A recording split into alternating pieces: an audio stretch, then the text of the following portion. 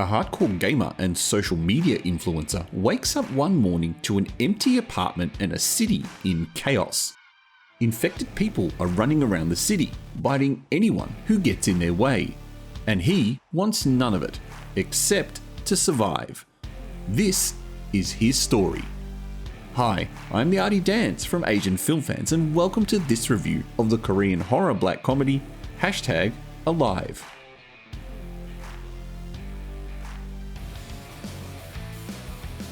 Jun-woo is really good at some things. He's a great online clan leader and social media influencer, but real life skills are not his strong point. When an unexplained zombie outbreak occurs in his area, he does whatever he can to survive, which for him means holding up in his apartment until help arrives. But eventually, Jun-woo runs out of water and food. With no internet and an unreliable electricity supply, he's managed to survive a remarkable 20 days, until he's decided he's had enough. As he prepares himself to end his life, a laser shines in his face. There's another survivor in the apartment complex opposite to where he lives. She saves him by sending some food over, but they both realize they need to escape their apartments to freedom.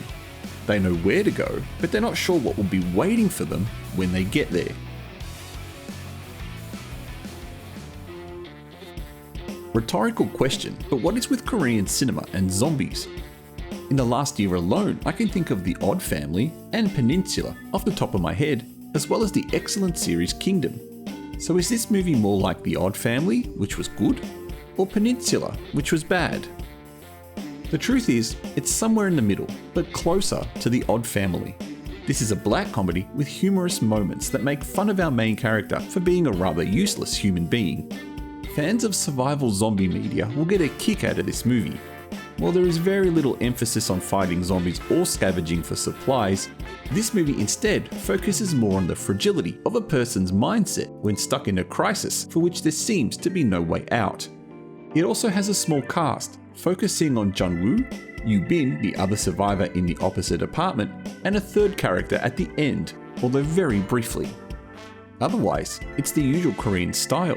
Good pacing, decent effects, sporadic violence, and the expected good-looking cast.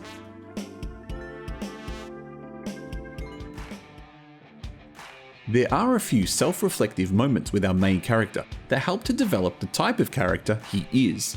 From getting upset at himself over not listening to his mother's advice to prioritizing his gaming over his survival, I felt this is a bit of a reflection on the current generation of youth, pampered and used to things just being there.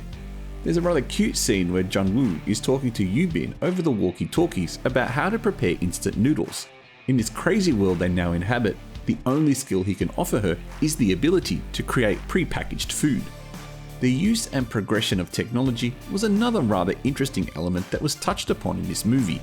Even though Jun-woo has access to the internet for a while after the incident first occurs, he still relies on the old-fashioned methods for information, the television and FM radio.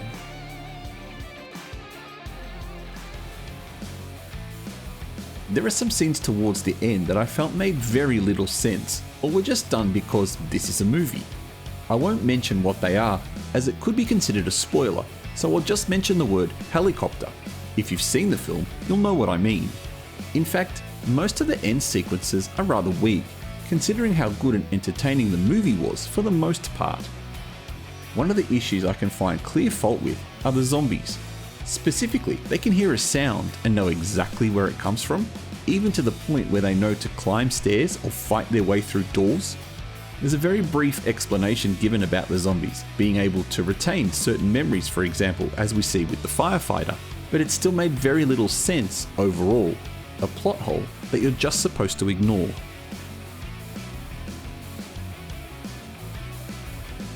This is a fun film that's certainly worth watching, especially if you need something to get rid of the taste of Peninsula out of your mouth. However, if you're after a zombie black comedy, then The Odd Family Zombie on Sale is the better choice. My recommendation is your choice. If you've seen it, what did you think? Thank you for watching this review. Please don't forget to press the like button and consider subscribing to support our channel.